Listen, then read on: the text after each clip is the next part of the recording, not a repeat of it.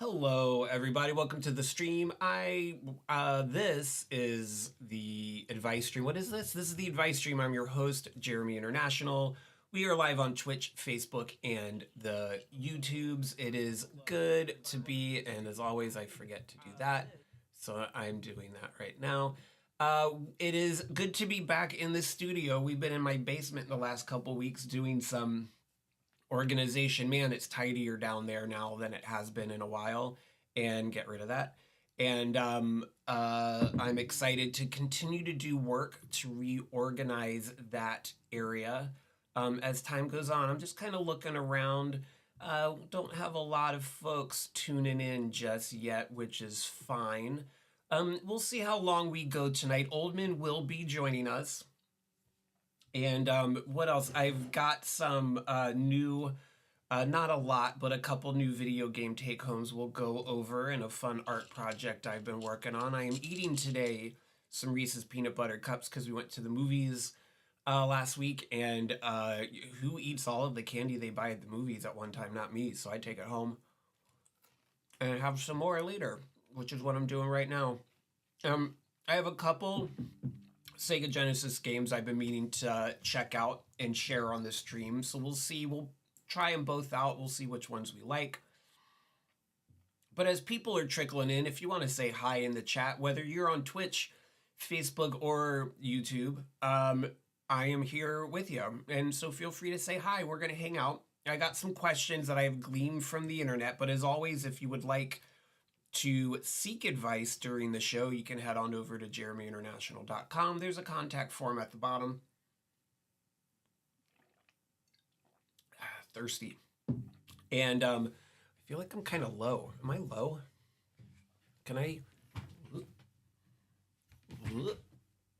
No, that's as good as I get. You can head on over to JeremyInternational.com and pop in a question there if you'd like to discuss during the as a group, as a community during the stream today.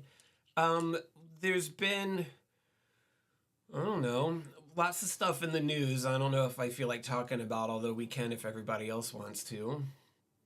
Not a lot going on in my personal life. Let's bring in ye old Oldman here. Oldman, hello. I gotta unmute you. Hold on. Here you go. Hey, Oldman. Hi there. Oh wait. Try again. Hello, hello, hello. Hello. How's it been going, Oldman? How's your life? Welcome back. It's been kind of difficult the last week, but I also saw some good friends over the weekend, and that cheered me up. That's good. Are these mutual friends? Yeah, I'm talking about the meeting in Rock Creek Park. I wish I could have gone to that. I know. We all wanted you to be there. Yeah. Soon. I will say, while you're talking about that, we've talked about it a little bit on the stream. I am starting to feel better. My new meds are starting to work slowly.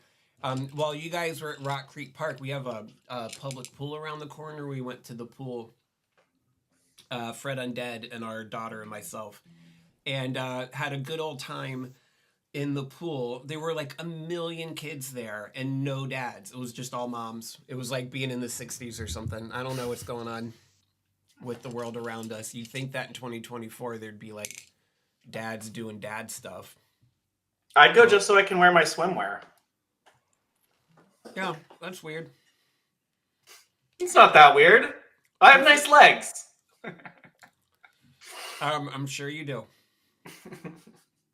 And I'm sure you'd want to go to a pool that is mostly children to show them off. That sounds like... Okay, well, no, I'm thinking about the moms. Jeremy. Fair. Come on. There are a lot of moms. If you want to hit on moms that apparently either have no partner or their partner's got better things to do, going to that that public pool on a Saturday was the way to go. Moms need love too. They do. And they need a lot of love because being a mom is hard, especially when the dads don't do anything. I just think that's wild in 2024. You can have all these, I'm sure some families, they don't have dads. Dads go away, or there's a divorce, or I don't know, they die or something. But just statistically speaking, there were a lot of kids there. And they're just, odds are some of them should have had another parent present, but nope.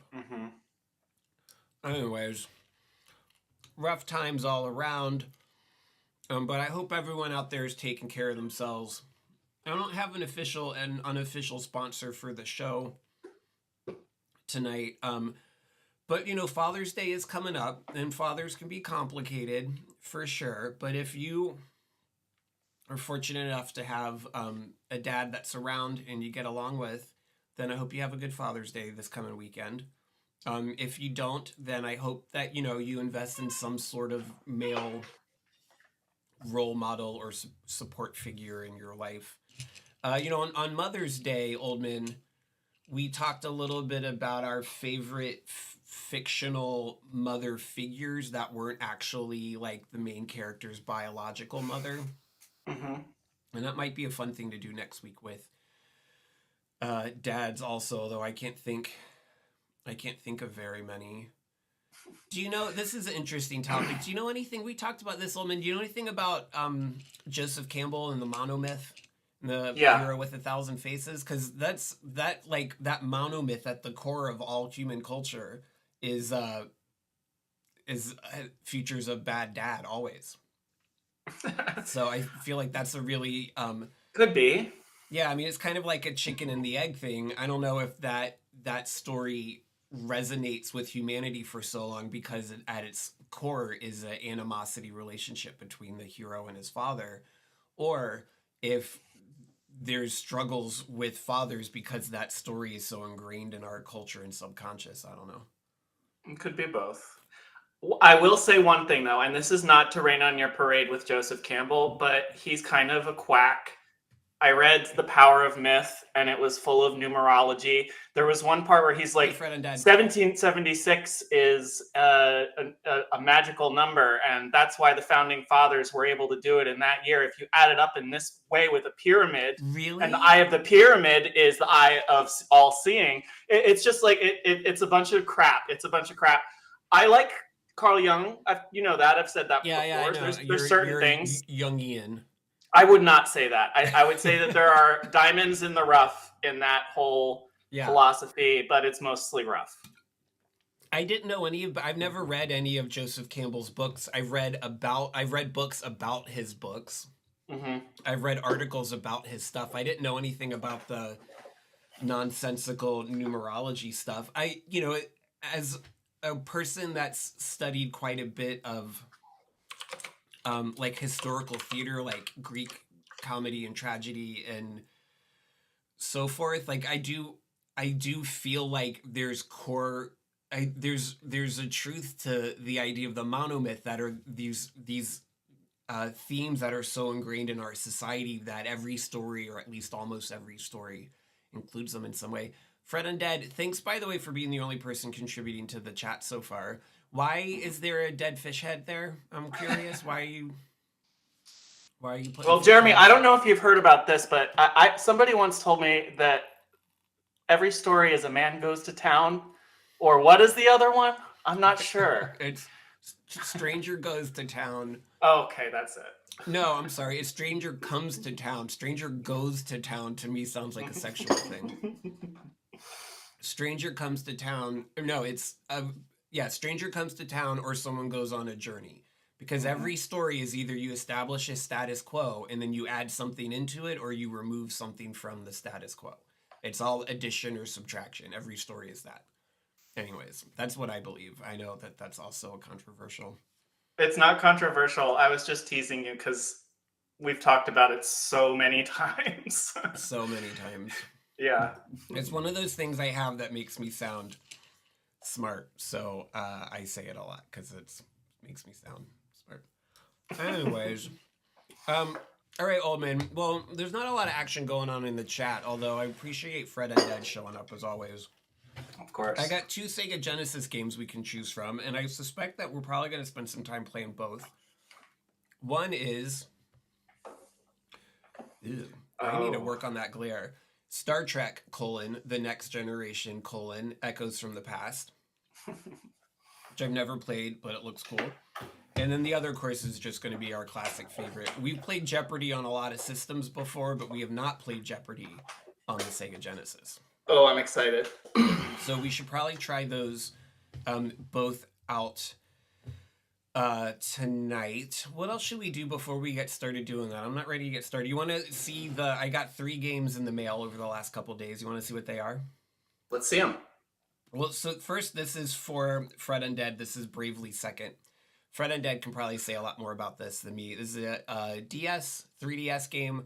Fred Undead played the previous one, and I think kind of mostly more or less liked it. So I saw a good deal on the second one, so I got that because part of my justification for buying lots of video games is I try maybe more than from time to time to buy games for Fred Undead too.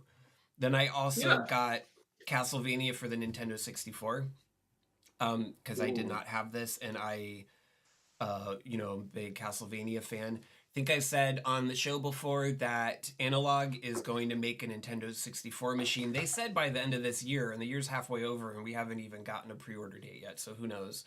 So I'm trying, as I find good prices on Nintendo 64 games I wanted, I've been gobbling those up in preparation for that exciting day when,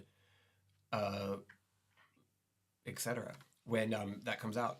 And then I also got there's another game I got too that I didn't bring up here. This is a Wii game that's like a arcade, like a light gun arcade compilation. It's got a game called Gunblade New York and another one called LA Machine Guns.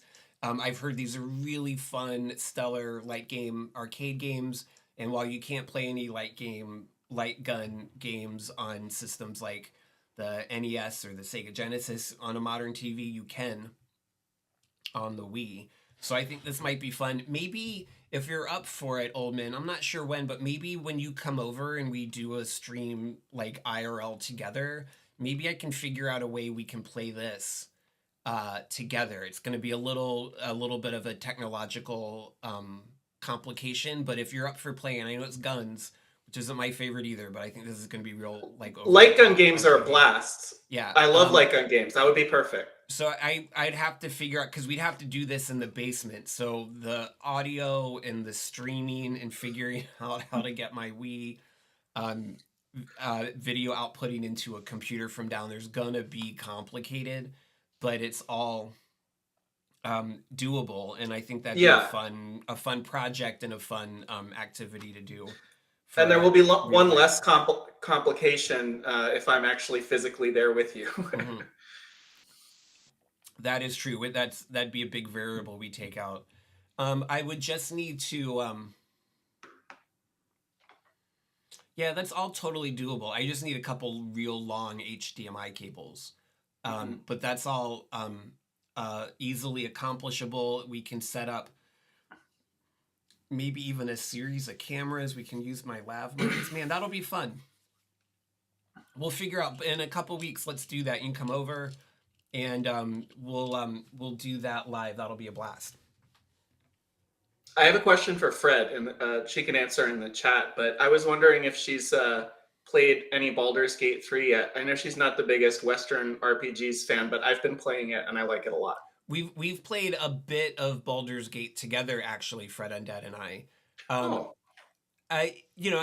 Baldur's Gate 3, I haven't played any of the other Baldur's Gate games, but it is as close to playing Dungeons and Dragons as I've ever gotten without actually playing real Dungeons and Dragons. I really like that. Couch co-op is awkward on that game because it's, even though like it's split screen and it doesn't need to be split screen, but it is for some reason, and it makes it a little complicated. But we were just talking the other day about wanting to get back in to playing that because we got a couple hours into it, we're having a real good time, and then just life happens and we got distracted. I played both 1 and 2 as a kid, and 1 was like my first major like big RPG adventure, and the first time I learned to modify a game. And as 3 goes, I think it's like it. I've played D&D before, and I think 3 is the best reflection of actually playing D&D that you can get if you're playing single player. And I haven't even tried the co-op. I don't even know if the first 2 do it or not, but the fact that you can see your dice roll, I think, is what makes it. Because they have it they have it in like the math in like this very long, you get a running list of all the rolls and stuff if you turn it on, but it doesn't feel the same as just that one little detail where they have that dice. It really adds a lot. Yeah. Well, it's because and this isn't my original idea. I read this or heard this from some video game publication. That's essentially what all RPG games are doing is they're randomly generating numbers in the background, but you never see Mm-hmm. those numbers. And in Baldur's Gate, because it shows you the dice roll, you see how close you got or how like much you blew it out of the water. Like you see when you get a 20 as opposed to just barely passing, or you see when you get a 1 as opposed to just barely missing the whatever number check you have to pass. And I think that's what makes it so fun, and that's the thing that's missing from a lot of games that are based on rolling a virtual invisible dice is you actually know what number you got, and it just adds a lot more excitement, I think, to the game. I was shaking my head, but it's because my dog is looking at me through the window here, and I don't want him to bark. All right, let's do. There's not a lot of folks stopping by today, but that's okay. Let's do a question, and then let's play some Star Trek on the Sega Genesis. I'm going to start with a short one. I got a couple short ones. I think I got this one maybe from Reddit, possibly. Um, I thought this one was interesting and has some potential interesting talking points. My boyfriend recently admitted to me that he told his friend the reason he liked me from the start is because my breasts are large, quotes, their quotes. He apologized so many times and said it wasn't true, and the reason he likes me now is because of how smart and beautiful I am. But I can't get it out of my head. What do? I don't know what to say to him or how to react besides being hurt. You wanna start by taking that one, Oldman? I got thoughts. I might need a moment to collect my thoughts. Why don't you start? Okay. That's fair because you haven't seen that one before, and I've thought about this a bit. I'm gonna go ahead and say that's usually how attraction works: is you start by being attracted to someone's superficial physical attributes, whatever they may be, and then you get to know them, and then that's what dating is. That's why you date people before you get married. You start by saying, "Oh, this person is I'm physically attracted. I like to look at this person." So let's go have a couple meals together or go to a movie and tell each other our hopes and dreams. And then after a while, you decide if you like them in a deeper, more meaningful way. That's how relationships work. Yeah, Fred and Dad says, "What did she like about him when she first met him?" Like exactly this. That's how attraction works. You start with lust, and then after a while, you decide if because lust doesn't last. So you decide if you want to emotionally invest in a person or not, and if you do, then you keep dating, and if you don't, then you go date somebody else. This is totally normal, and I would not even say normal. I'd say kind of a non-negotiable for dating. This is how you like people. That's all that it is. I'm sorry that this person saying their feelings are hurt, um, and maybe that's not the type of thing that most people want to actually like verbally share with their partners. Like I only asked you out because of you got big tits or whatever, or or even like you have really cool fashion, like you were wearing this T-shirt of a band that I like, so I wanted to get to know you more. Like that's those are all superficial things. Mm-hmm. That's how you meet people in the real world. I don't know what else to say. I would. Fred and Dad says, unless you're ace, yeah, unless you're ace. Yes. But I mean, asexual people still sometimes at least are physically attracted to people. It's just that physical attraction doesn't necessarily turn into sexual attraction. I think. I don't know. I don't want to speak. I'm not ace, and I don't want to speak for ace people. Okay, my thoughts now that I've had a moment. Mm-hmm. Uh, it is a very crass thing to say, but it also wasn't meant for her ears. Yep. And I wonder why his friend felt the need to tell her that. Um, I don't want to speculate, but that's not a very nice thing to do. It's the kind of thing that you tell your friend in confidence, Yeah. not intending for it to be repeated. Um, And again, the other thing I thought is that I can understand why she would feel conflicted about it. That's something you have to think about if you hear it. But generally, I agree with you that when you very first meet somebody, a lot of times it is based in large part on physical attraction. When you meet somebody and you get romantically involved, I mean, Right. Fred Undead says, but some people like to hear that, and I hope yeah, that's that's the okay. other thing. Yeah, That's the other thing I some was going to people say. love those types of physical compliments. I certainly do, and I think Fred Undead does as well. So, I Yeah, there's a story that I'm pretty sure a friend of mine that I confided in a friend of mine early on when Fred Undead and I were dating. That friend has since mentioned to Fred Undead, and I think Fred Undead was totally cool with it.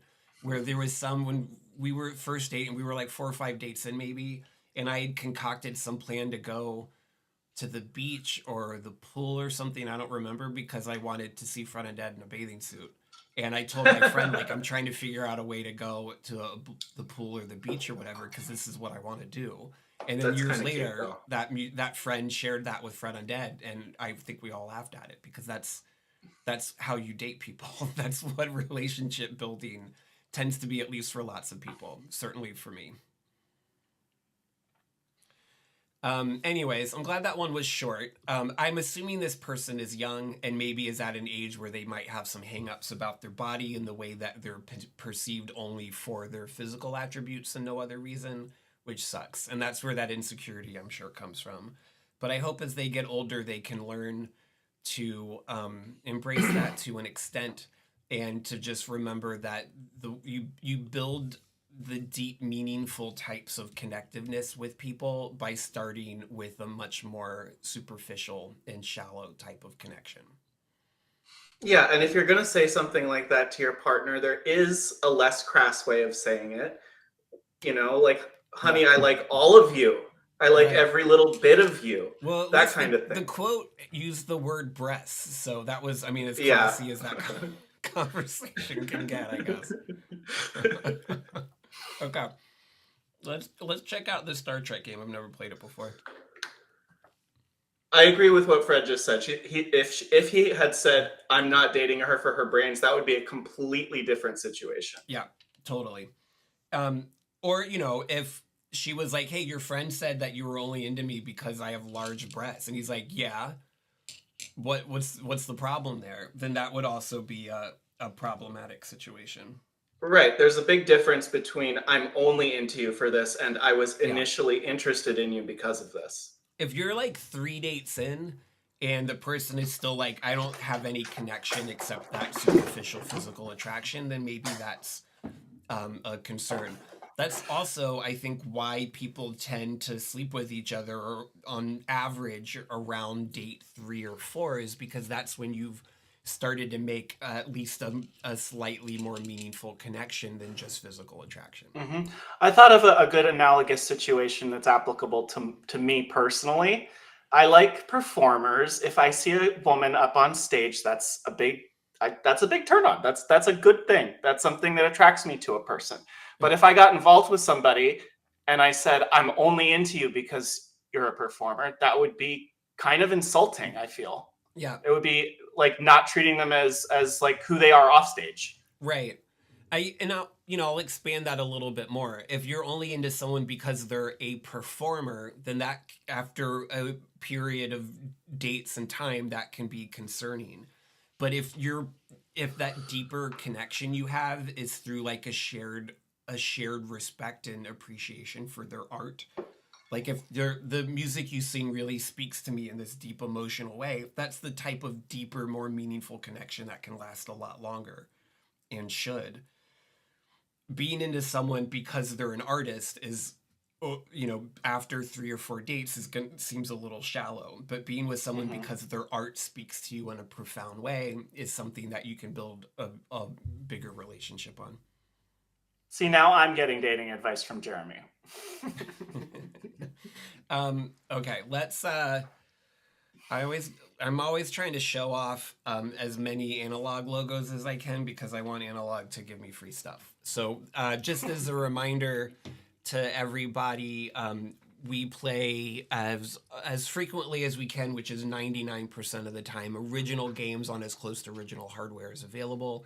We are playing the original copy of this Star Trek: The Next Generation game on the Sega Genesis, but we are playing it on the Analog Mega SG, which is their Sega machine.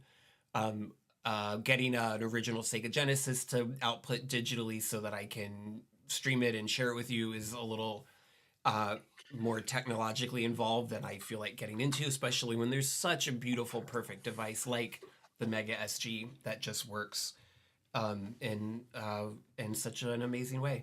The Mega SG, by the way, has adapters so that you can play Master System games on it as well. You can even play, there's an adapter for this that you can play Game Gear games on if you want to. And it supports the Sega CD, which is now, since I got my my Saturn, Sega CD is the next console that I would like to add to my console lineup. Maybe someday I will. Okay, run cartridge. Let's get some audio. Oh, I love that. Did you see that? I heard it too. I like that very much. Yeah. That's good. Let's just appreciate this music for a minute. Mm-hmm.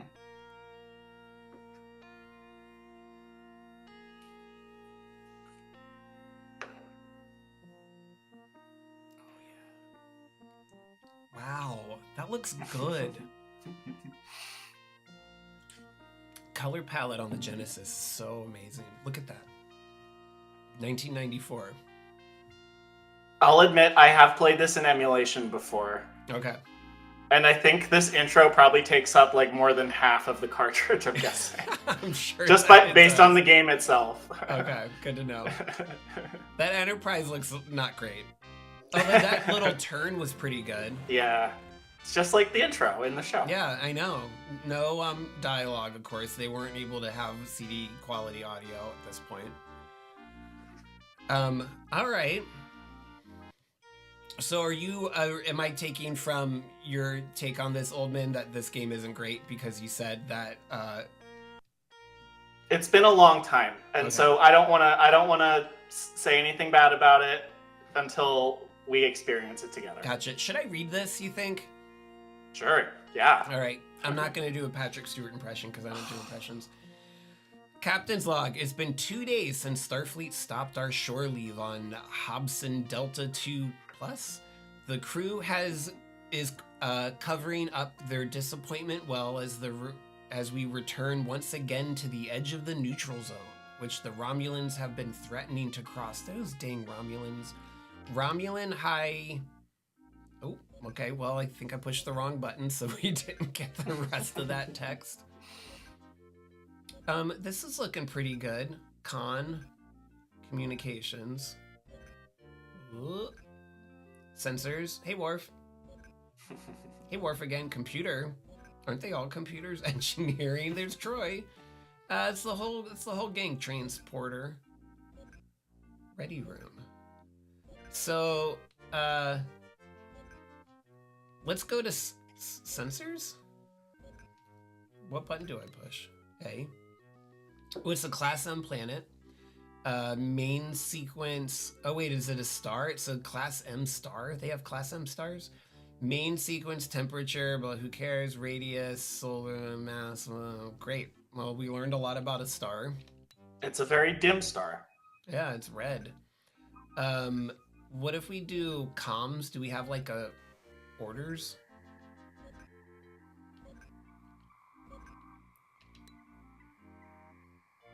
Who dat? Distress signal. Broadcast all frequencies. Oh, you gotta go down. I am Dr. Talaris, archaeologist. Is your last name Dr. Archaeologist? Of the United Federation of Planets. I am working at the ruins on Codis Nu 6. I have just detected a Romulan ship in orbit around the planet. Repeat, Romulans have been detected at the Codis Nu 6. I am in need of Starfleet assistance. Okay, well, let's go to Codis Nu 6. Codis.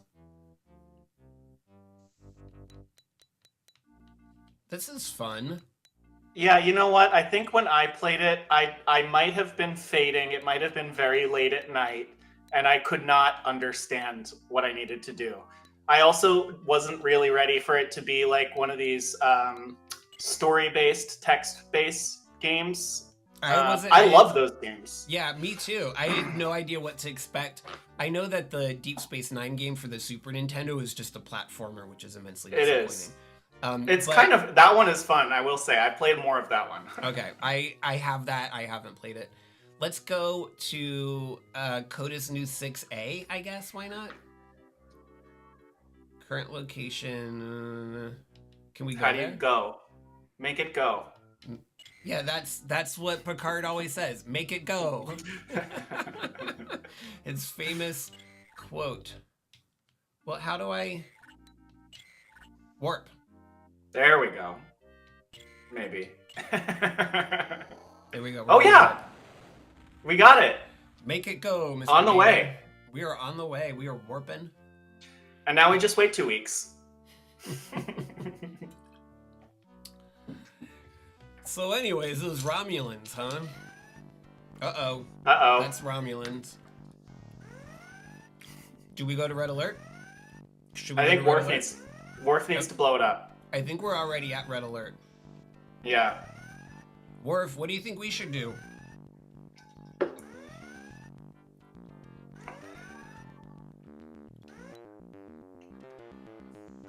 Romulan scout ship, name unknown, class scout, associated. Okay. Wow, thanks, Worf. That was helpful. I knew that already. Communications. Can we hail them? There you go. Yeah, that's right.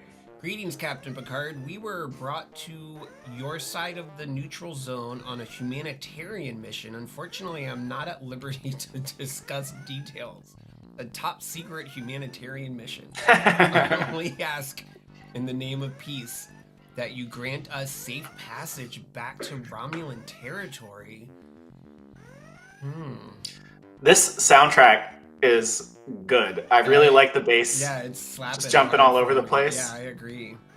Well, gee, I feel like I don't understand why a humanitarian mission would be classified, why you can't share details. You must be looking for the Lost Research Team, and yet you are aware that Starfleet specifically denied you access to Federation space. I guess that's us that said that. Yeah. Romulan says, I am under strict orders not to divulge any more information than I already have. It is a pity you found us. We had no intention of starting a war. Not today at any rate, after all. Such is fate. Wow. Is he firing at us? That's what it sounds like. Yes, he is. Kill him. What? Worf, Worf, what are you take care of it. He's like, it's a Romulan ship, sir. Can you like scroll down to Worf when you get to computer? Is it possible Tactical. to? There we go. Yeah. That's it. Whoop. Uh-oh. Pew, pew, pew. Torpedoes?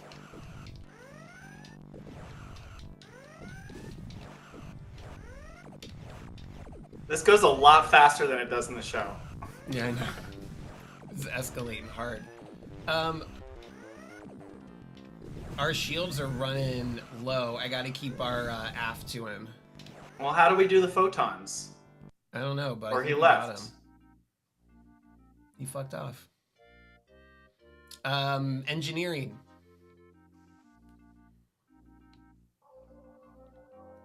Thank you for realizing I should scroll down at Worf to get to the guns.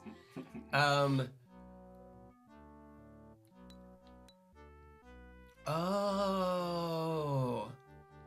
You see that? No. I can put more power to different things.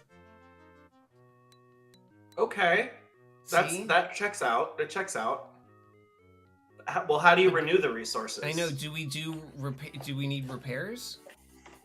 Or maybe it, like, you get more as the game goes forward, the plot goes forward. So into this game right now. Well, now that I know how to play it, sort of. Yeah. I mean, we're figuring it out. We're figuring it out. Okay, well, Can we call Starfleet? Like command? What do we do? Start? No. Let's continue on to CODIS whatever. New.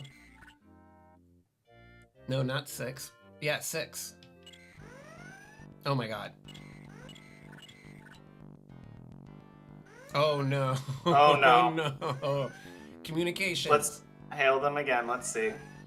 Greetings, Picard. Before you begin a triad, I didn't say anything before. Our we've gotten some interference here. Can we jiggle the antennas or something?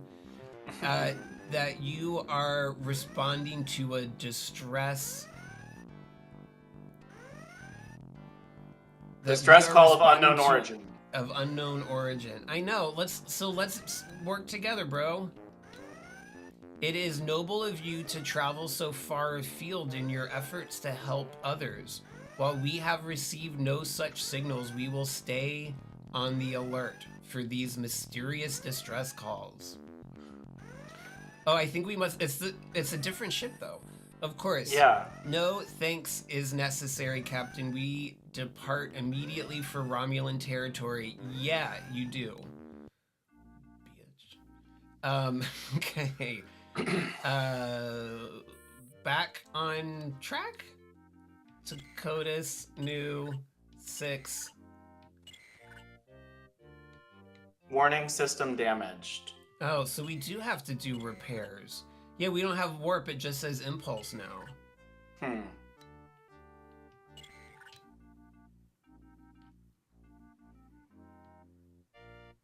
Let's try engineering one more time. Gotta fix them engines. Is this how we do it? I guess, and then you have to click like... I have no idea.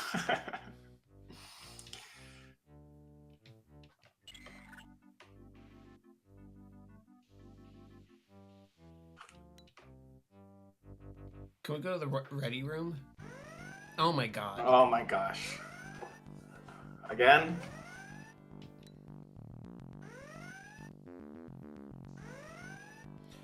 Yeah, I know. We've done this already, dude. You must be looking for the lost research team, and yet you are aware that Yeah, we did this. Okay, well... Oh, lordy. We're gonna eat his lunch again, I guess. Worf, give him the business. Ramming speed. What did I just do? It takes way too long to get to tactical, by the way. Yeah. I wonder if there's a hotkey or something.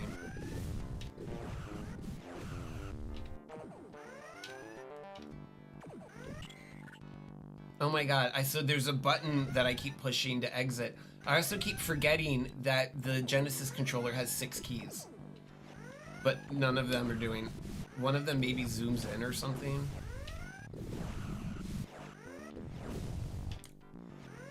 Did we blow them up? I feel like another part of the problem when I played this on emulator was that I was never able to figure out how to get all 6 buttons to work on the Genesis controller that I have, the USB Genesis controller. Well, you know, another product brand that I'm a big fan of that we're going to talk about as much as we can on the show is my 8-bit do 6-button Genesis controllers. Very nice.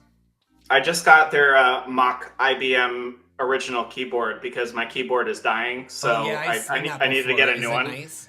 Well, it's going to be released in like a week or two, and then I'll let you know. All right, let's try again.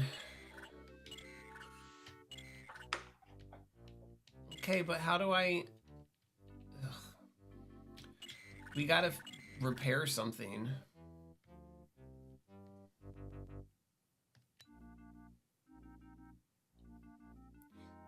Look at his face. I know.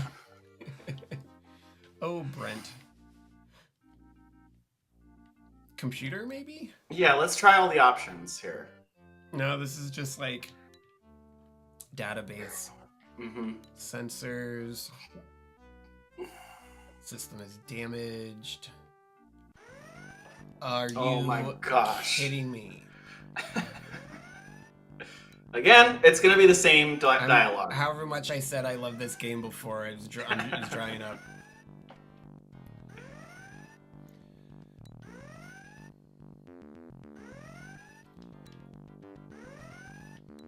looking into our comrades. I think that was a different one, Yeah, but it's a different ship. and This looks like a a warbird, warbird, which is yeah, uh, gonna be. Whoa, what's happening? you're gone. Okay. Yeah, I like this game. I'm not ready to totally give up on it, but let's Mm-hmm. switch to Jeopardy. Because I don't know if I feel like struggling to figure out how to play this live. I Um, think a walkthrough is something to review. yeah, and I apologize in advance, especially because Fred Undead's been the only person contributing in the chat. It drives Fred Undead crazy when I play Jeopardy because I can't spell, and I'm probably gonna get lots of questions wrong just because I'm not spelling them the right way. But that's what it is. That's how I roll. I guess I haven't done the catch-up intro in a little bit. Here, I'm gonna mute this. If you're just joining the stream, this is the advice stream. I'm your host, Jeremy International. We are joined, as we very often are, by my friend and yours, Oldman. We are just goofing on some Sega Genesis games today, and we're checking out Star Trek: The Next Generation, Echoes from the Past, Echoes of the Past, and we're live on Twitch, YouTube, and Facebook. If you'd like to seek advice from myself and Oldman in the larger advice stream community, you can head on over to JeremyInternational.com and submit a question that way if you'd like to. I do have some questions that I have gleaned from the internet. Let's do another one. Sounds good. Okay, here's another one that I thought was fun. What do people do about hickeys in their grown age? I, 32 female, have been hooking up with a new guy for the past few months. He is great. He checks all my boxes, and the sex we have is passionate and intense. But he loves hickeys. I like them too in the moment. Afterward, not so much. It feels great during our hookup, but in the morning when I have to get ready to go into the office or a doctor's appointment or whatever other very adult responsibility I have, I'm so embarrassed that my neck looks like a crime scene. I've had at least one person ask me if I burn myself by accident. What a square. I usually Yeah, try to do a bad concealer job and go on with it, but it's summer soon and that'll melt. And honestly, I'm just self conscious about looking like a horny teenager. Is there a better way to cover up? That's not really a question I can answer. A way to get the pleasure without the mark, anything. yeah. I mean, I might have some advice about how to deal with rude people who ask you about it, which Yeah, I is think that's tell really the them question. tell them it's hookworm. Then they'll get away from you. Yeah. Tell them that your house is haunted by a poltergeist that periodically tries to strangle you in your sleep. I think that's the question: is how to get people to mind their own goddamn business, and not how do I. I mean, someone that knows more about makeup might be able to take a swing at that. That I'm not going to, but there's also places that you could get hickeys that won't be so visible even in the summertime. You could also give, depending on where you live, you could just put a hiatus on the hickey business until it gets cooler outside and then go to turtlenecks. If you can make it a couple months without having someone sucking on your neck. Um, I don't know. If I worked with someone that clearly had hickeys on their neck in a professional situation, I first off obviously would not say anything out loud, but I'd be like, good for them, because you're Mm-hmm. doing your thing and you should, and I hope that you like it. But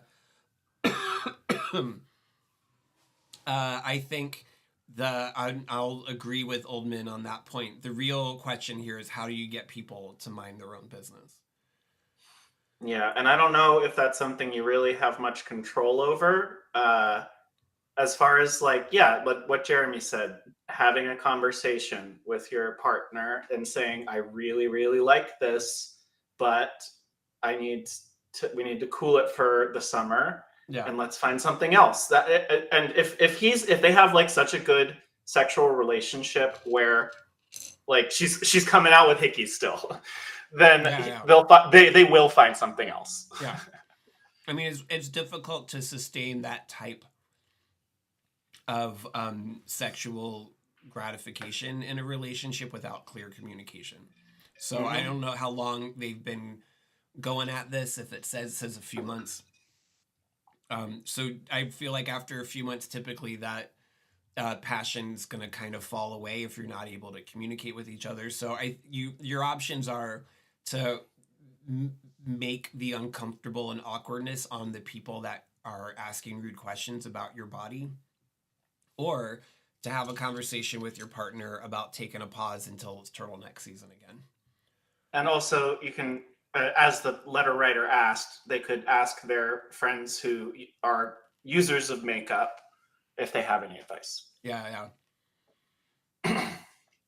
You could start the habit of always, even in the summertime, you could just wear like a light, like gauzy or like silk, like green scarf around your neck. Do you know that story about the woman with the green scarf? Old The men one are where you of an age where you had scary her stories head to falls tell in off. the dark? Yeah, Her head falls off. Yeah, yes. People won't ask questions about that because they'll be worried you're going to take it off and then your head's going to fall off. Oh, another good response to a rude person. I've been reading Dracula recently, and just leave it at that. I like the one that means, but yeah, the poltergeists in my house are really getting out of control. Do you know any good paranormal investigators? Yeah. I think when people ask you rude questions like that, you are fully, I'm not going to encourage it, but you're fully entitled to get weird and put the awkwardness on them. Because that's really, if it looks like someone's being like abused or something, then, maybe a very close confidant can be like, hey, are you okay? But more than that is mind your own business. I agree. Okay, let's see. I should also say, I'm probably not going to go all the way to 11. Let's play one round of Jeopardy. Let's answer one more question when we're done with that, and then we'll see where the night takes us. I did check in with our usual people who attend, and one of them got stuck at work because it's like a big sales day, and the other one just was not able to make it. So it's fine. That's cool. I'm having a good time either way. I'm not going to like irritate them about it. I just wanted to check in and see. I do really want to give that Star Trek game another go, but I think that I should look into it a little bit more. So we're not stumbling through it live, and then everybody loves Jeopardy. So maybe both of us should do that for the games that we're playing in general, so I can give little tips, and we both know what we're doing. That's a good idea. So we both know what we're doing. Excuse me.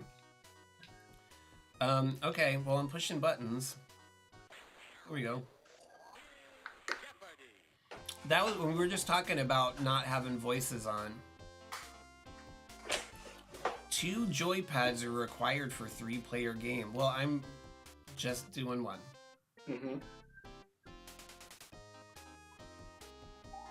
Wait, have we done this? I feel like we have played Jeopardy on the Sega Genesis, because that guy looks familiar to me.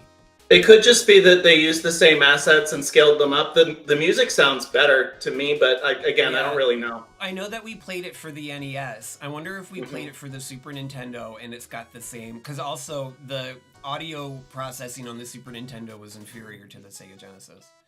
So, I don't know. Maybe we did play this already. Which... I want to be this guy, because he kind of looks like Matt Sharp. Do you know who Matt Sharp is? I'm going to call him Matt. Matt Sharp was the original bass player for Weezer. He quit after their second album and went on and formed a far superior band called The Rentals. You know The Rentals? No, I don't, but I'm looking at Matt Sharp right now, and I do not agree. Oh. But he's not wearing glasses. So maybe if he was wearing glasses. As he appeared when he was in The Rentals. Ah, there we go. Okay, now I see it. Now I see it. Yeah. Press your buzz-in button to continue. Okay. Troy and Lynn.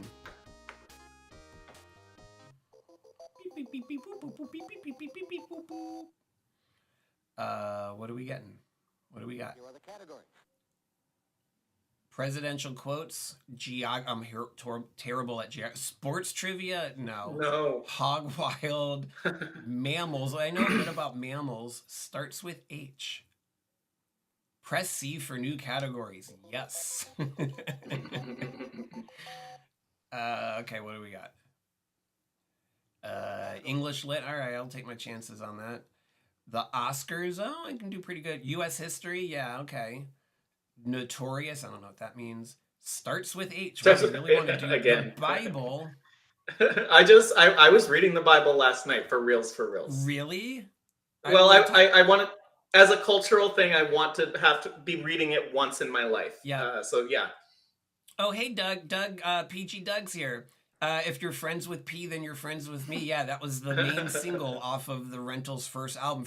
Rentals' first album, by the way, is titled Return of the Rentals, even though it was their first album. And when I was in high school, I thought that was so funny. But man, the Rentals slaps. Their later albums are still great, but not nearly as good as their first one. Let's do the Bible, since it's so fresh in Oldman's head, for 100. When Joshua fit the battle of Jericho, these took a tumble. The walls. The walls. Do I have to write the?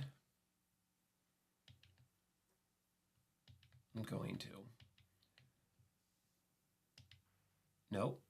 How do I go back? Sorry. Nope. Okay, well that wasn't the way to go back. Did that come from anywhere, Oldman, to read the Bible? Or were you just like, I should know more about this since it's such a pinnacle of our culture?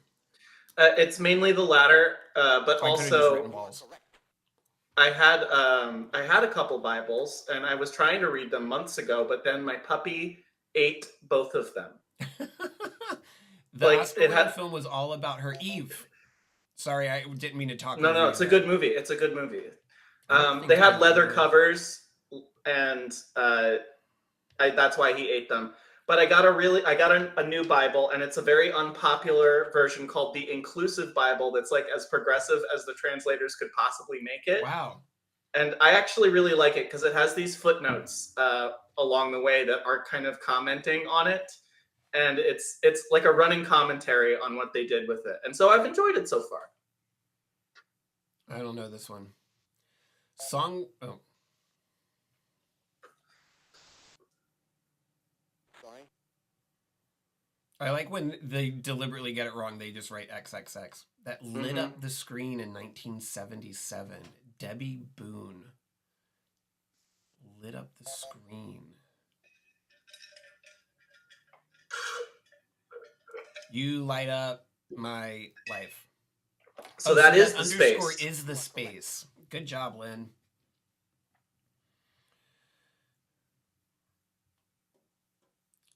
Fleet-footed Jack Dawkins earned this nickname in Oliver Twist. The Artful Dodger. Oh my God, I have to write all of that out.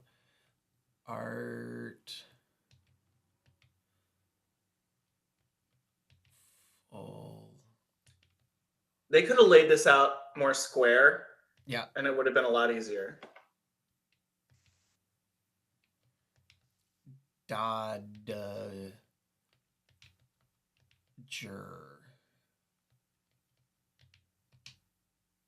You are correct. Yeah. Boom. Eat it, Lynn. You're still winning. Let's go back to the Bible for 200. His price was 30 pieces of silver. Judas. Rip. I haven't read the Christian parts of the Bible since I was in high school, and I was kind of thinking about doing that as well. I don't know. I might just leave the sequel. I'm more interested in the older parts. Anyway. Yeah. Does the inclusive Bible, what does it do with the creation of Eve? Does it say Jesus urged, "Don't cast your pearls before them"? Your Swine. pearls? Swine. What? Spine? Swine. Swine. Swine. Yeah. Swine? Thank you. SWINE. Thank you. It has a very interesting beginning where it is trying to make it more gender equal. Like that's a big part of the whole thing behind it. And I think a lot of the action is happening in the footnotes, like commenting on what this was in the original Hebrew, how we have changed it, and why we've changed it. And I think that's interesting. That is interesting. Jerusalem. J U right? I'm not going to let you get this wrong. It's JER. Thank you. I don't know how to spell anything. Then there's a U. I knew there was a U in there somewhere. Mm-hmm. And then it's Sa. Oh, and on page 2 of Genesis of this Bible, in the footnotes, they're like, oh, and this is how it is in Buddhism, which would make a lot of people very angry. Yeah, I spelled that way wrong. Uh-oh. I got distracted. That was your fault. We were talking. God damn it, Jordan. For that. I mean, God damn put it, in old an man. N instead of an M. Anyways, interesting. Have you ever seen, I have this if you want to borrow it. R. Crumb has an illustration of the book of Genesis, which is beautiful. I own that too, actually. I have it. I'm a big fan of that. Fernandez says I'm this close to coming in and taking over the controller. I got it right, except I knew that it ends with an M and not an N, but I just wasn't focused because Oldman and I were having such an interesting conversation. Captain Smollett skippered the Hispaniola in this Robert Louis Stevenson book, Treasure Island.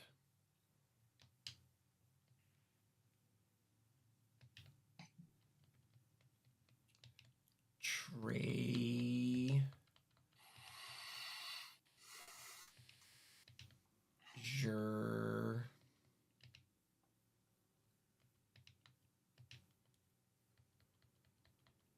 Island. I kind of wonder what the more modern Jeopardy games look like. I'm sure that they're better than this. I mean, this is great for the time, and the chip tunes are great. I'm just curious what even like. with like because there's a Jeopardy for the Wii, and I bet you can use the Wii controller deal to. I'm gonna finish up the Bible for 500. To just point to the letters you want. According to 1 Timothy, love of this is the root of all evil. Money? I think that's probably right. It's a lot of money. I'm not going to risk it. It's for 500. I'd be back in the negative again. Sorry. Lynn, come on. Also, that's a funny, almost self-referential Jeopardy question. Because the root of all evil is money, you mean? And you're earning money on Jeopardy. Yeah. Oh, yeah. Money. Yeah. I should have just gone for it. Well, Troy's out of the hole. Look at the big brain on Troy. English literature.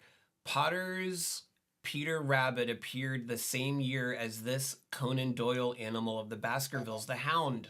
Mm-hmm. You ever read much Sherlock Holmes? I want to. I have read some of the short stories, and I have a big collection of books. I have all of them, and it's on the list. I have far from read everything, but I've read a few, and at least when I was younger, I had a blast with them.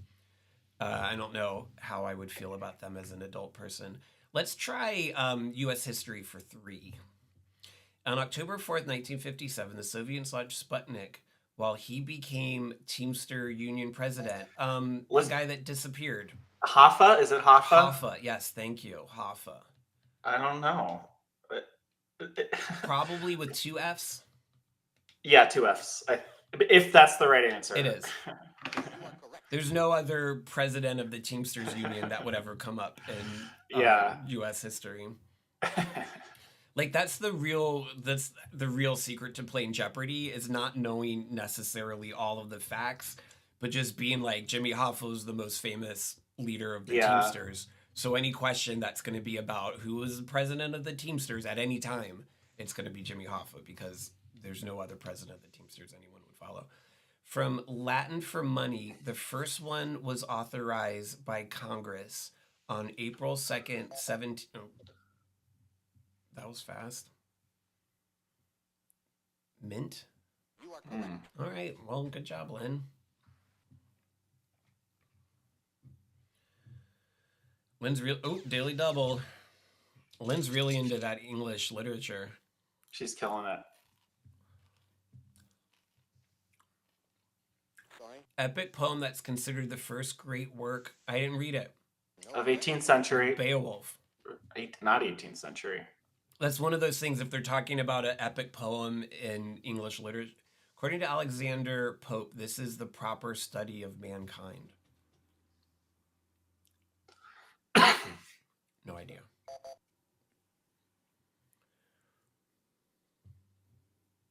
Sorry. Don't know.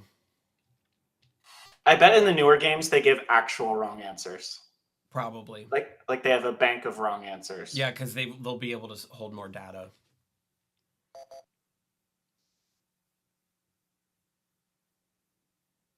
Sorry. Troy. Dingus. Well, I'm doing real good now by giving up on this question. I'm not even going to try. I read Mary Shelley's other major book, The Last Man, recently. I haven't read And that. it's What all is right. man? Man is the proper study of mankind. What? Hawaiian hip weaving. Hula.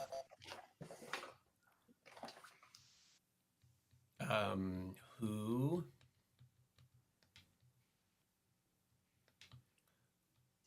La. Hula. You are correct.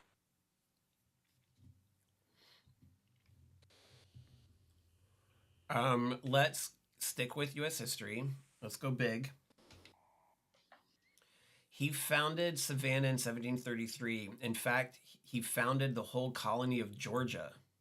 1733?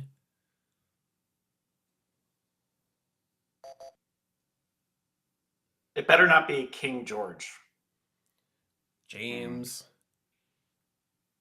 Oglethorpe? Oglethorpe. Yeah, as if like we would be able to make it through the typing process of I that know, one. right? Even if I knew that, I wouldn't have gotten it right, but I didn't. Ransom money found in Bruno Hauptmann's carriage helped convince the kidnapper, Lindbergh. Mm-hmm. L.I. Limber. Limberg. I think it's BER. I think it's BER. I'm going to go with you on that. B-E-R. Lindbergh. Lindbergh. No. I'm glad you looked it up. Wait, no. Oh my God. Linda, not Limburg, not like the cheese. Well, he was a fascist anyway. He was a fascist. Fuck him. I read, and it makes sense to me that he killed his own kid and he framed that other guy. Because his kid was born with some kind of deformity, and he was such a Nazi that he didn't want. I had no idea. Yeah, that's at least. I mean, who knows? But that's what an awful lot of people say. He became FBI director way back in.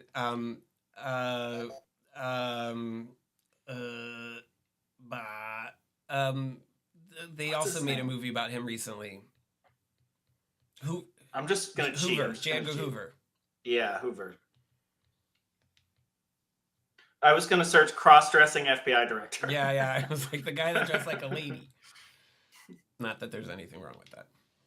No, that's hardly the worst thing he did. Not even a bad thing. That is not even a bad thing that he did. Probably the best thing he did, really. Mm-hmm, yeah. Oscars. He won the only acting award given posthumously for the role in which he dies in Network. Ooh. I've seen Network. Who was in that movie that died? I love that movie. I didn't remember that. If it's the main character, I didn't even remember that he died. In And I my also don't know mind, the actor's that name. actor is, and I know it's not, but that actor in my mind is Brian Cox. But I don't think he's old enough to have been an old guy in that movie too. Peter Finch, yeah, that's him. I know who that is now. I don't know that he died though. Yeah, I don't remember that part. She won Best Actress for 1988's The Accused. Not even going to try on that one. I'm so far ahead, I don't want to risk it. This was released like 6 years or 7 years after that Oscars. Yeah, So I know. it might have been fresh in their memory. Yeah. Jodie Foster. She was the first black to win an Oscar. Wow. Oh my God! Come on, I guys. don't know her name, but it was the woman in from Gone with the Wind. But I'm sad to say I don't remember her name. And she wasn't Hattie allowed to McDaniel. attend. You are correct. Yeah, I think you're right. Ridiculous. It was probably a lyre, not a fiddle. Nero.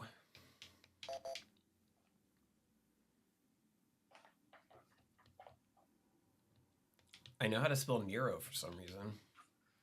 I mean, it is only 4 letters long. You are correct.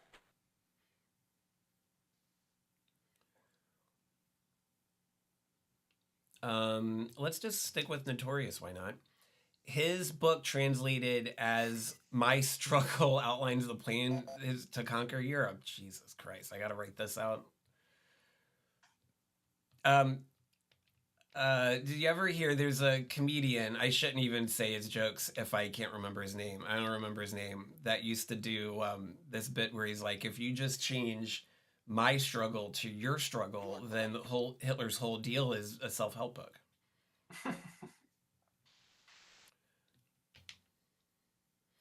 Lenin called him ruthless, and his purges proved he was right. Stalin. I'm assuming. They're really digging into the classic hits of human history here. It was really Yesov, but we'll go with Stalin. I think Stalin had an awful lot to do with it. He was both an American and British general in the Benedict Arnold. Arnold.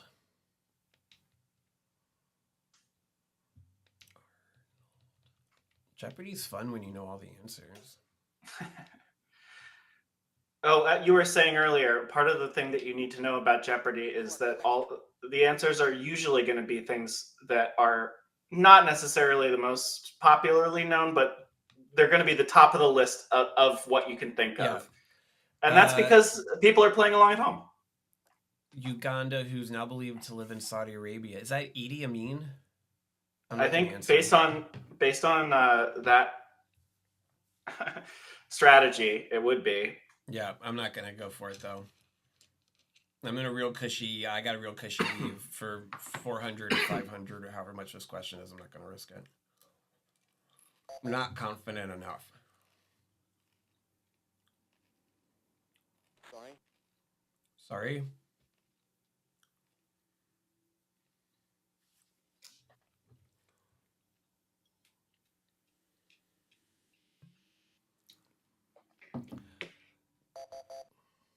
Know the correct response? Yeah, I got it. I need to believe in myself more. I agree. Starts with H. Let's just go right for 500. Why not? The height of horses is measured in these inches, in these 4-inch units. A haunch? I don't know. Sorry. A hand? It's a hand. I think so. Yeah. I'm going for it. It's a hand. How do I know that? I don't know.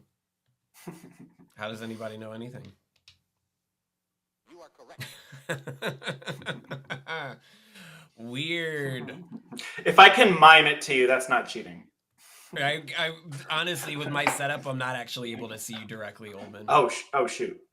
Bruce Banner's Incredible Bad Side. Well, I know that one. That's the Hulk, man. Everybody knows that. For me to look at my computer screen, I don't see you. So you can. I have You a are correct. You can. I have a whatever you want multi-screen for me. setup. Multi-screen setup. The thing that you and I stream on is in front of me, and then the chat is on the other side. Well, because I am streaming from my iPad's like down here, so I can't, like, even looking at both my screens is still not. I mean, I look at my screen and I can see you from like a minute ago because that's where the live stream is. I'm still gonna mime answers though. Go for it. A football conference, or to gather together for warmth. A huddle. There's a sports question, I know. Huddle was invented at Gallaudet University. Was it? Mm-hmm. Because before the huddle, because Gallaudet's a school for the deaf, You are correct. that they would sign their plays to each other, and then the other team from across the field could just bring in a person that knew sign language and see what they were planning on doing. So they huddled together so that the other team couldn't see them signing. That's smart. A hemisphere. This is too easy. If I can spell it though. Hem with an E. I. Sphere.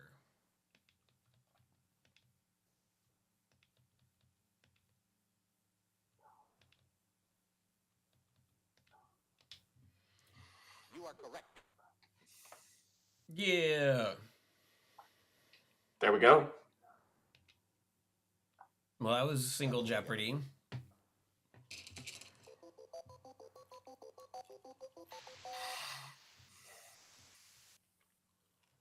Here are the categories. The 50s. Islands. Ugh, sports again. All that jazz. Oh, I don't know anything about jazz. Dry up. Mammals. They really want me to do that mammals. I'm going to switch out for new categories.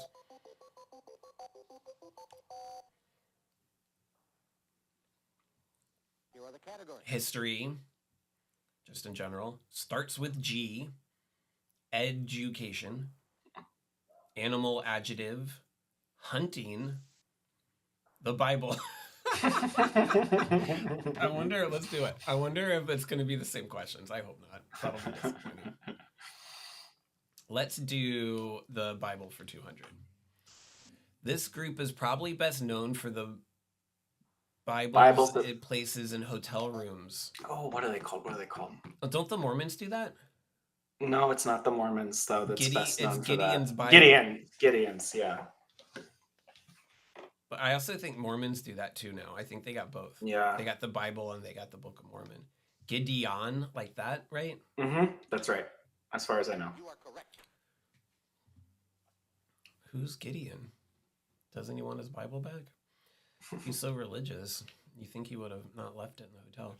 The last word of the New Testament. I don't know. I'll be back. To be continued.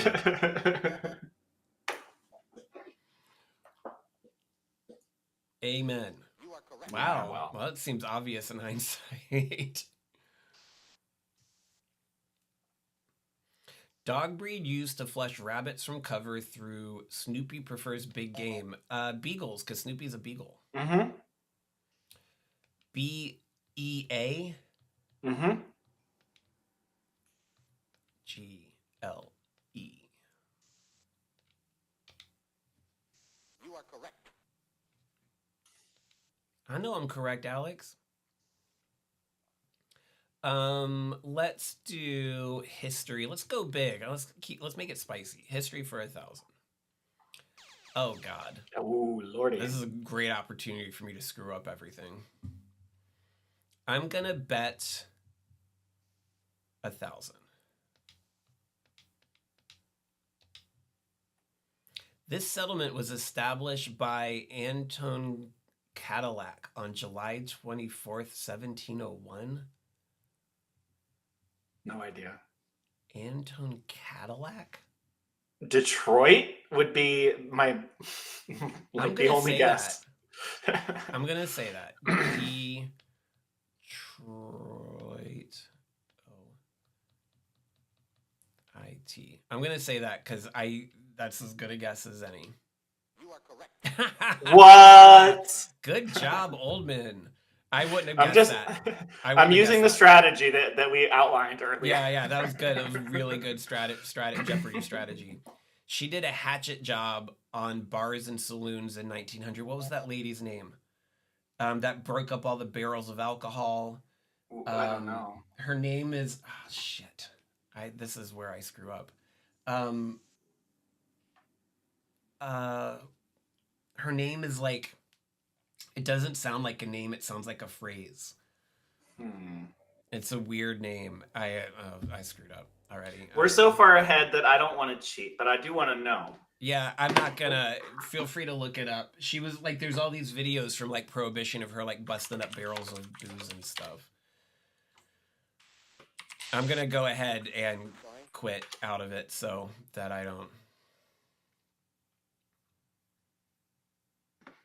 Carrie Nation. Carrie Nation, thank you. You see what I mean? Sounds like Yeah. a sentence. Sorry.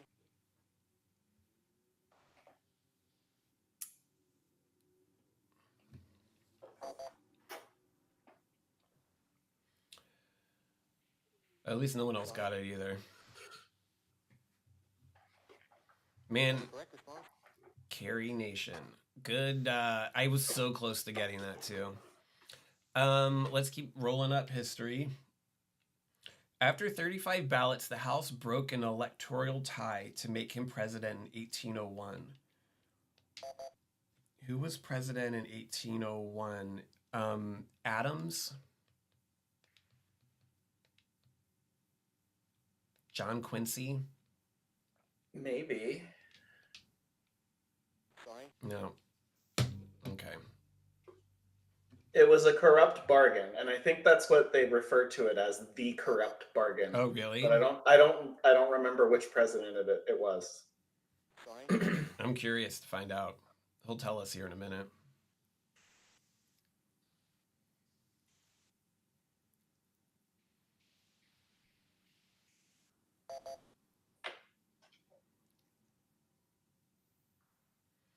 No, it was not Triple X.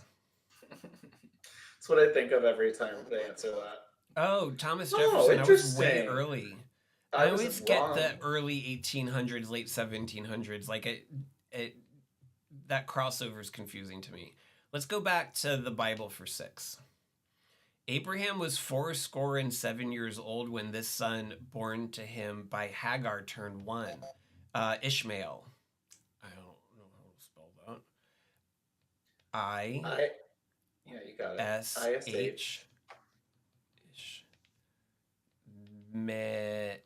E-A-L.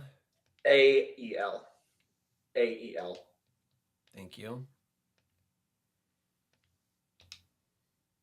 You are correct. Also That's a big the part fan of of the whales. Bible I know a lot about. This is the prequel. Right. The lyrics of the Birds hit Turn Turn come from this book of the Bible. I know this one because we do this on Rosh Hashanah. Is it Ecclesiastes? I don't know. Yeah, it's gotta that's be. it. Because if they get it wrong, they just put in XXX. Good job, Lynn. When something smells suspicious, fishy.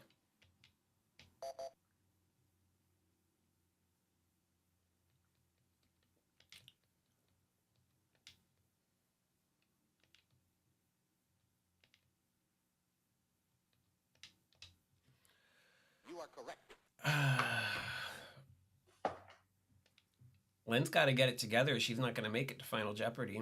Let's finish up the Bible for 1,000. Now disputed strip of land where Samson brought down the house. I don't know where that is.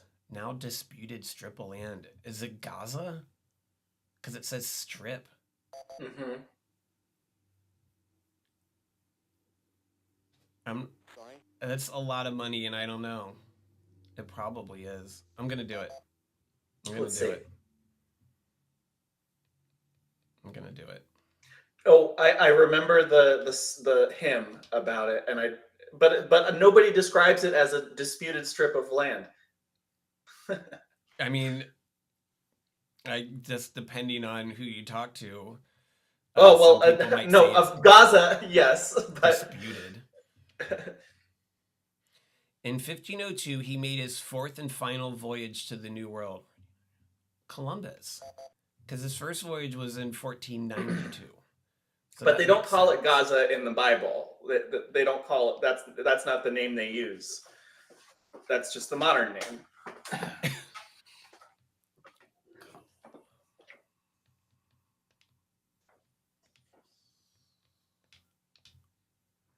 You are correct.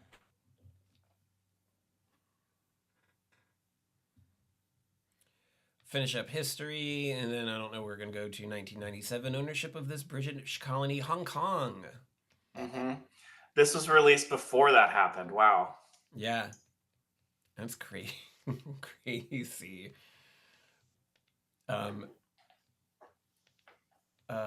Geez, Hong Kong, stressful.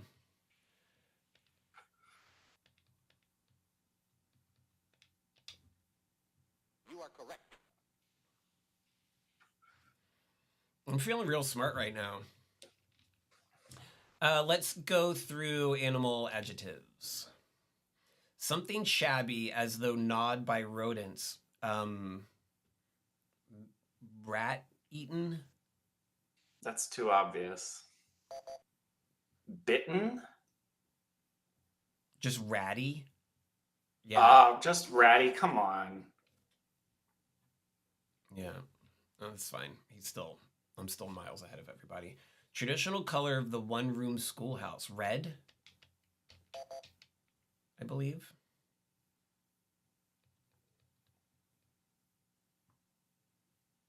Nope.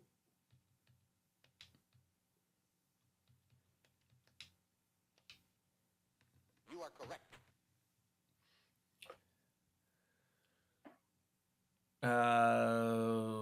Animal adjectives, just stay on course. What you might feel after spilling wine all over your hostess lamb chops. Sheepish? Okay. I I'm like gonna that if guess that's the that's right what they're answer. saying. Yeah. Maybe. Sheep. Don't worry. It's an oven. No. No, my controller's not working. Uh-oh. No.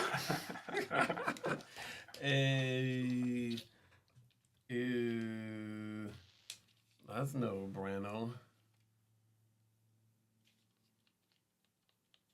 Come on, 8-bit dude. What'd you do? You did just scroll over a little bit. I don't know how.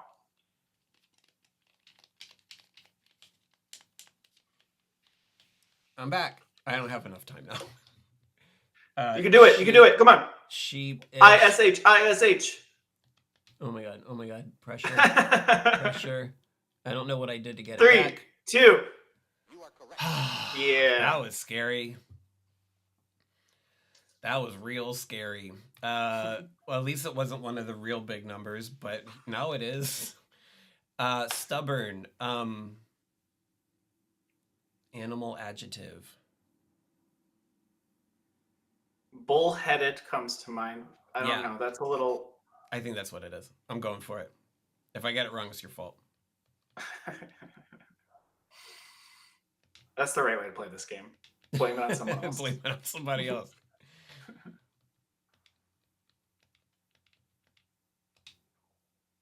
Sorry. Ah! How could you do that to me, Oldman? I'm so sorry. It was all my fault.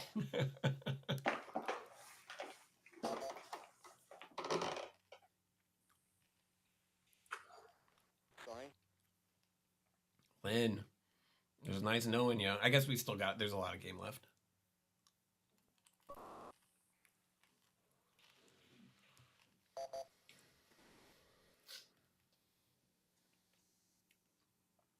Mulish. I've never Okay. heard anyone call anything mulish before. Yeah. Never heard that term. The Dall, stone, and desert bighorn are a North American species of this big game animal. That's a sheep.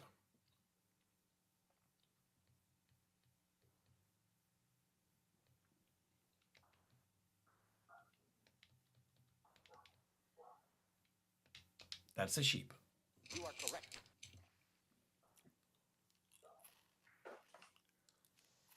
Wrap up animal adjectives. Don't fuck it up. Ursine, synonym for surly. Bearish. Bearish. Ursine. Yeah, bearish, Yeah, that's right. I think.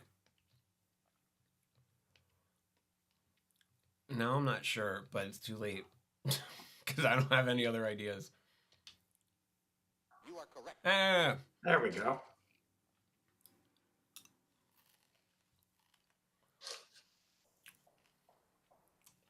I'm going to get out all of the 1000s.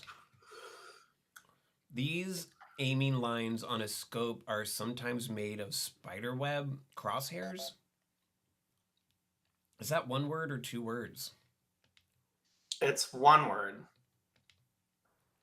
But I think the technology has advanced. Yeah, I don't think that's true anymore. It seems not particularly precise to me. You are correct. Yeah, I'm gonna just to maximize my lead as much as I can while I feel like I got a flow going on. Let's knock out all the 1000s. A progressive preschool program was named for this Italian woman. That is Maria Montessori. Montessori. Mm-hmm. Thank you. M-O-N-T Mont A. E. Thank you. E and two S's. Montessori. O-R-I. Because she's Italian. You are correct. I went to a Montessori school when I was really yeah? Mm-hmm. I like Montessori. I did not. Maybe that's why I never learned how to spell. Starts with G.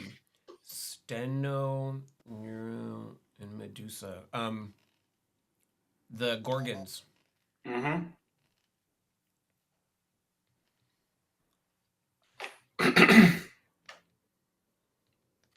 Well, Montessori definitely contributed to me not learning math with all their open-ended, self-selecting things that you could study. You are correct. Yeah. Well, I went to straightforward public school and also didn't learn math, so you can get a bad education a lot of different ways. Hunting for 800. After the kill, you do this to game with a knife, not high heels, and an evening gown. Oh, I do know this one, but not because I like to hunt. You dress them. Sorry. Oh yeah, I'm not gonna. You're giving me that under such controlled circumstances. I'm not gonna do it, but you're absolutely right.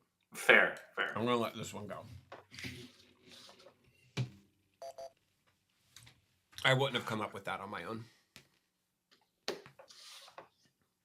Dressing. Good job, Troy. Troy's in the positive. Snares, pitfalls, and baits are used in this very old method of hunting, trapping.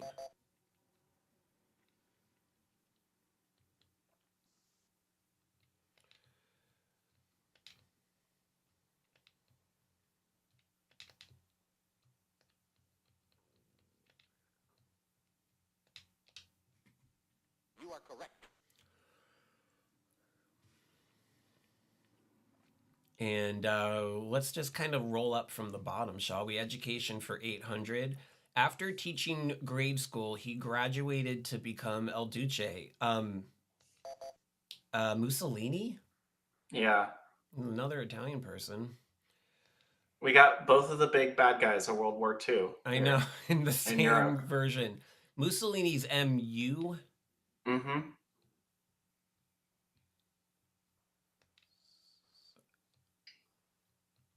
2 S's. Thank you. 2 S's, yeah. It's an O. Thank you. I'm sorry. If I'm being annoying, No, you're not. you 'cause can tell me. I need the help. O-L Mussolini. Because he's Italian. You are correct. Thank you, Oldman, for the assistance with spelling.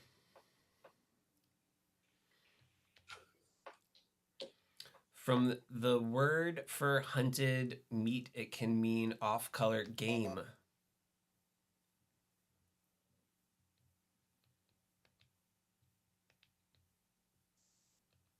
Which I can spell. You are correct.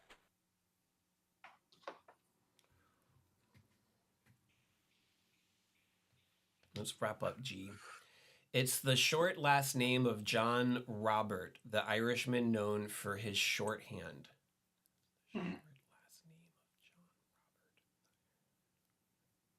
Bob? No, it's not Bob. It starts with a G. Sorry. Golf? Could be golf? But golf, I feel like, is Scottish, not Irish. And is shorthand isn't a golf term, is it? No, I don't think so. Greg. You are correct. Greg. Never heard of it once in my entire... No idea. Still don't know what you're Another sort of outdated technology is shorthand. Yeah. Doo-ba-doo-ba-doo.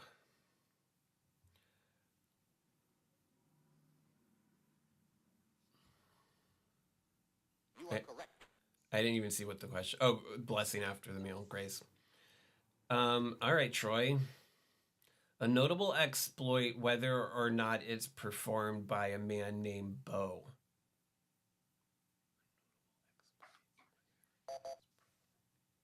I'm lost on this one, too.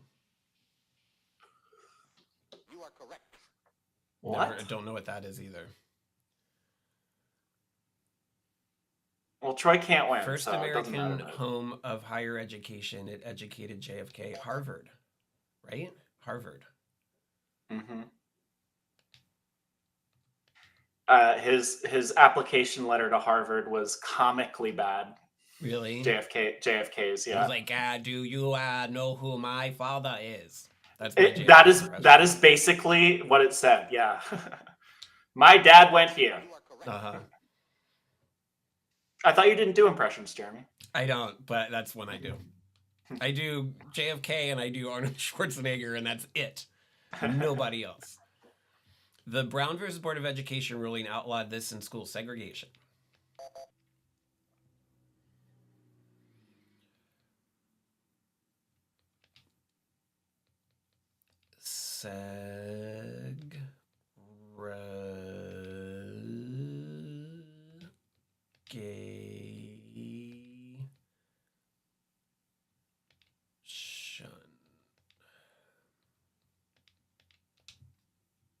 You are correct. All right. Well, it was nice knowing you, Lynn. She was doing so good at first. She did briefly. She got a couple of those Bible questions right that I didn't know. The final Jeopardy category is the Oscars. Let's bet. Doesn't matter. No. Surgeon How much do you wish to wager? Let's wager 3,000.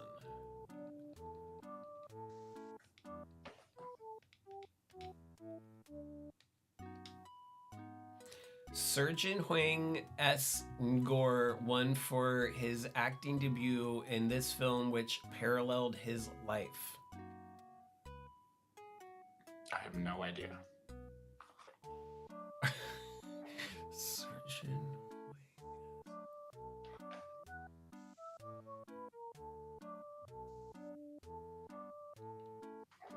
What kind of name is that? I don't know. Is surgeon his first name, or is he a surgeon?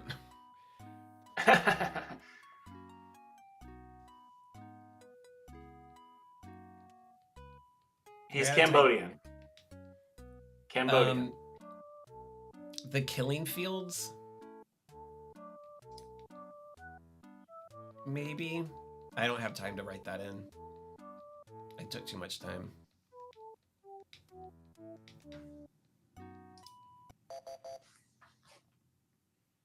You know the correct response? Yep. I knew that because the Killing Fields is about the Khmer Rouge. So when you Right. said he was Cambodian, I knew what you meant. Yeah, we It was cheated too a late, little bit though. in this one, but it's okay. We had Yeah, I fun. still won. I Yeah. did real great otherwise. You would have won even without my help. The yeah. important thing is you and the 4 or 5 people at home watching knew that I knew it was the Killing Fields. That's Yes. all that I care about. All right. Well, that was fun. I'm not going to do another one of those. Let's do a question. Okay. This one I think is will bring up all kinds of interesting conversation topics. I thought this one was very interesting to me. Excuse me. I, 41 male, have been married to my wife, 39 female, for 6 years. I work overseas for the next few weeks. Tense is wrong on that. Where I will be coming home and starting a new job career. She has been dropping not so subtle hints that she wants to travel to Europe. But with me coming home and starting a new job, we literally can't afford such a trip. We also have a 3-year-old, so any trip that requires airfare is going to cost $3,000 to $5,000. I blatantly told her no today with reasons said above, and she got all grumpy. Like, what am I supposed to say? Yes, let's go and get into more debt just to scratch her travel bug. The finger quotes are around travel bug. It's that person's quotes.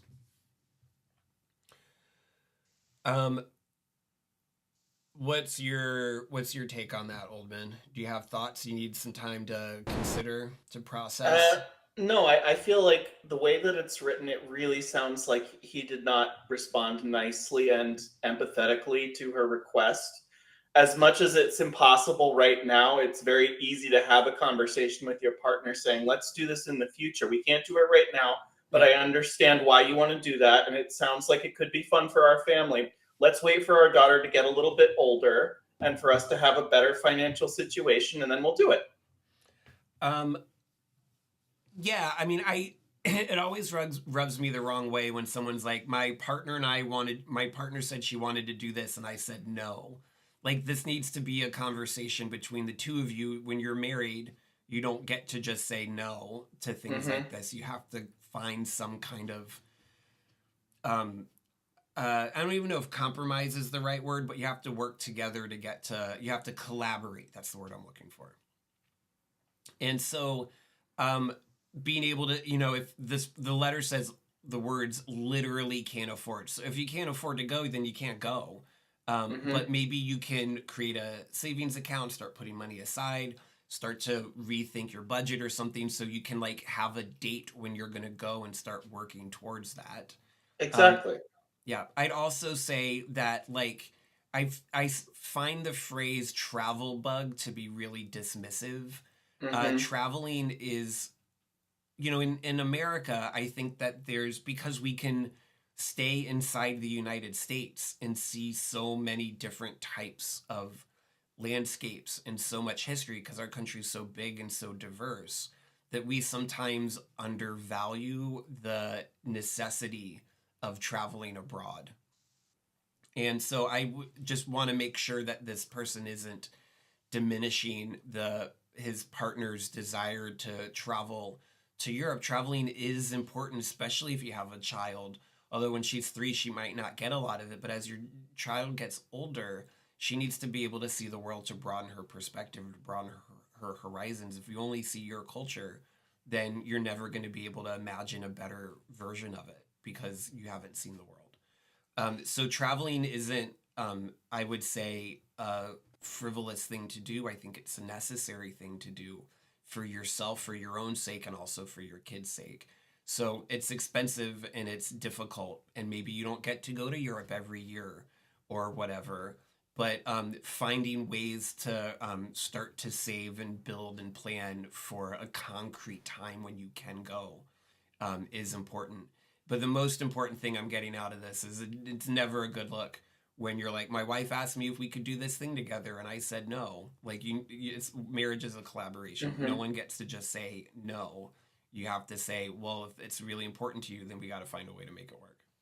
Right. And like even if you're a person who thinks that the value of traveling abroad is overrated, that doesn't matter in this situation at all. What really matters is that she thinks it's important, and they need to have, and he can't be so dismissive of that desire.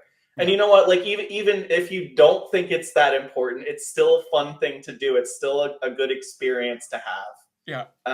Like, so yeah, it really, like, the main thing that I get out of this letter is that this person is being very dismissive of an understandable desire of his wife, and just saying no is not something he gets to do. No. Yeah, I probably said on this very show before that um the one of the what I used to say, one of the best pieces of advice I ever got is before I got married, my dad said marriage is about compromise, and compromises when both parties are equally miserable. And I'm not sure. I think in a lot of ways that's a good advice to think about what compromise means.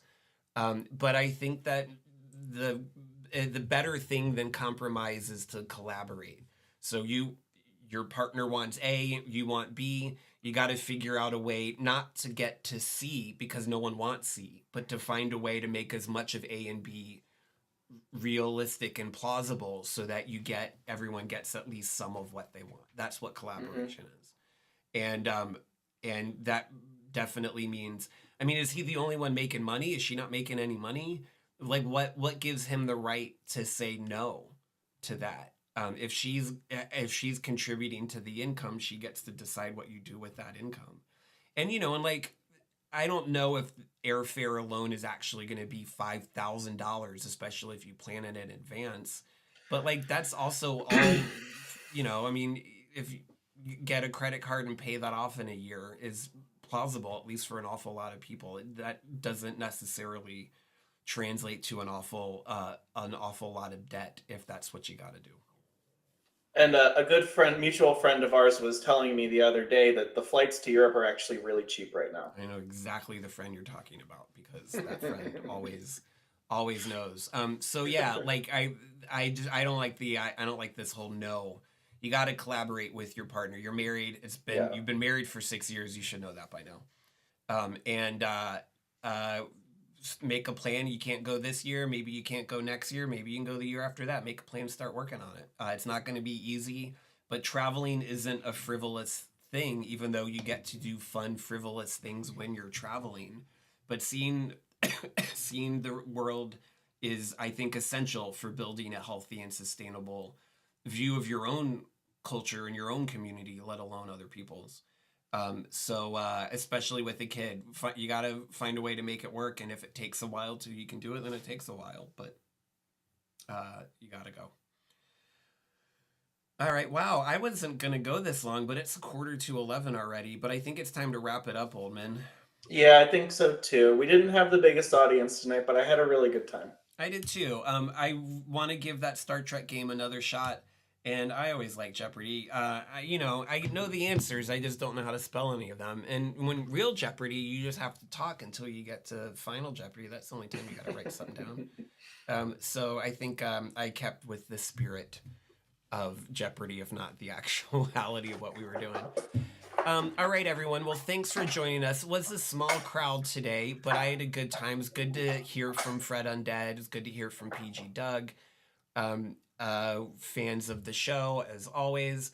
This has been the Advice Stream. I'm Jeremy International. I was joined this week, as I very often, almost always am, by Oldman.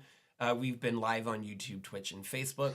Will we be back next week? Probably, but I don't know yet. But we will see. If not next week, then certainly the week after that. Have a good time. Be patient with yourself, and we will see you soon.